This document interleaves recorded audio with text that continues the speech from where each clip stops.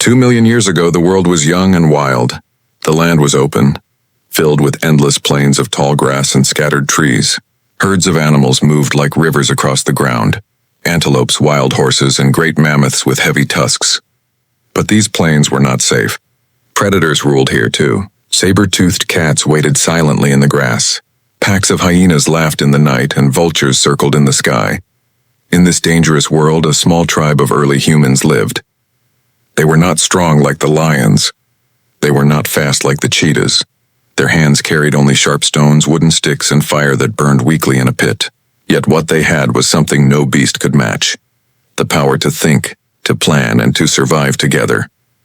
The tribe gathered at the edge of a plain as the sun sank low. Hunger had weakened them. For 2 days their stomachs were empty. Children whimpered softly. Mothers held them close, and the elders sat silent, their faces pale. The leader of the tribe, a man with sharp eyes and scars on his arms, knew tonight was their chance. They had to hunt, or tomorrow many would not have the strength to rise. The leader lifted his hand and pointed toward the distant herd of antelopes. The animals grazed peacefully under the fading light, unaware of the hunters in the shadows.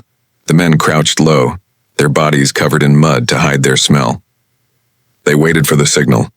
Every sound mattered. Every move could decide life or death. The tribe had hunted before, but each time the risk was great.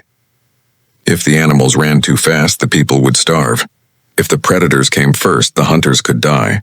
Tonight the risk was even higher, for in the tall grass to the left, golden eyes watched. A saber-toothed cat had chosen the same herd. Man was not the only hunter on the plains. The air grew heavy. The hunters felt the danger. The grass swayed, and the cat crept forward, its muscles tense, its teeth sharp as daggers. The leader knew there was no turning back. The tribe needed meat. He raised his wooden spear, and the signal was given. The hunters spread wide, moving like shadows through the grass. One man stepped carefully, each foot pressed softly to the earth. Another carried a stone blade tied with fiber to a stick. They were weak compared to the beast, but together they had one advantage: unity. They did not fight alone. The herd lifted their heads. The wind shifted, carrying the smell of humans. Panic spread. Antelopes snorted, their ears twitching. Then came the roar. The saber-toothed cat exploded from the grass, its body a blur of muscle and fur. It leaped toward the nearest antelope, claws outstretched. The herd scattered. Dust filled the air, hooves thundered against the ground. The humans acted.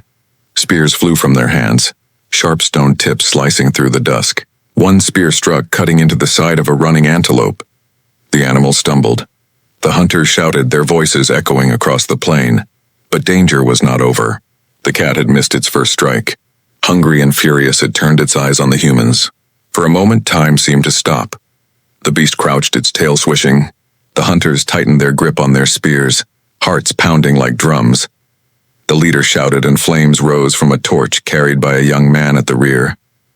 Fire was their weapon, their shield against the dark. The cat growled, circling closer. The tribe screamed and waved the torch, the light reflecting in the beast's golden eyes. With a final snarl, the cat leapt back into the shadows, unwilling to face the fire. Relief rushed through the hunters, but their task was not finished. They dragged the wounded antelope, its body heavy, across the plain. Sweat poured from their skin.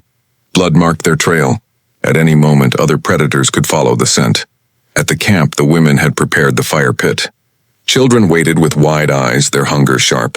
As the hunters arrived, the tribe gathered. The prey was laid near the flames.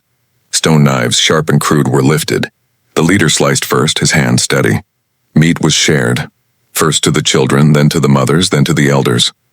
The fire burned bright, smoke curling into the night sky. Around it, the tribe ate, their voices filling the air with laughter and relief. For the first time in days, their stomachs were full. The taste of meat was not just food, it was life itself. But more than food, the fire gave them something greater. It gave them safety. In the dark plains where beasts prowled, the fire was a circle of light, a wall against fear. The saber-toothed cat did not return. Hyenas watched from a distance but did not dare to cross. The leader sat close to the flames, watching his people. He saw strength returning to their faces. He saw hope in their eyes. Tonight they had won, not because they were the strongest, not because they were the fastest, but because they stood together, because they shared fire, because they believed. The feast continued. Children clapped, their hands greasy with fat. Women sang low songs that rose with the smoke. Men told stories of the hunt, their words carrying pride. Each bite of meat, each crackle of fire was proof that humans belonged on these plains. They were small, yes. They were weak, yes. But their minds were sharp and their hearts were strong. Above them, the stars glittered. The tribe looked up, their faces glowing in the firelight.